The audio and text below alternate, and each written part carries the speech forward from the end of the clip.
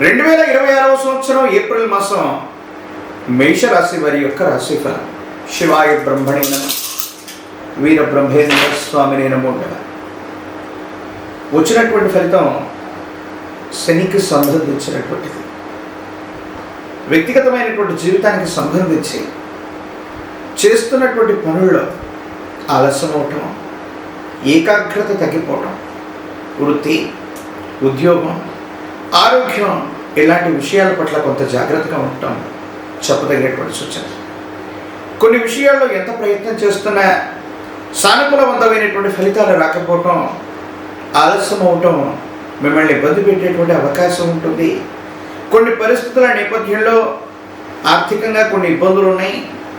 ఇప్పుడిప్పుడే కుదుట పడుతున్నాం అనుకుంటున్నటువంటి తరుణంలో కూడా ఖర్చులు అధికంగా పెరిగేటువంటి అవకాశం ఉంది.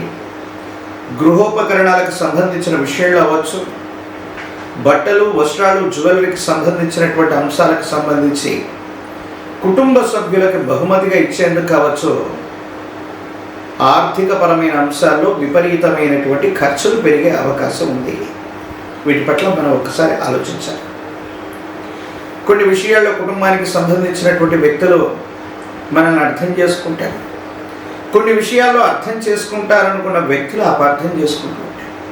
దీనికి కారణాలు అర్థం అవుతూ ఉంటాయి. ఆరోగ్యం పట్ల చాలా జాగ్రత్త. దీర్ఘకాలికమైనటువంటి అనారోగ్యం ఉన్నటువంటి వాళ్ళకి కొన్ని చిన్న చిన్న ఇబ్బందులు కలిగేటువంటి అవకాశం ఉంటుంది. ఈ మాసం ప్రథమార్థం మొత్తం కూడా ఏకాగ్రత లోపించటం, ఏం చేయాలో అర్థం కానటువంటి స్థితిగతులు ఉండటం, ఈ విధమైనటువంటి పరిస్థితి నుండి ఈ మాసం మధ్యలో వచ్చేటప్పటికి విపరీతమైనటువంటి ఆత్మవిశ్వాసం పెరుగుతుంది.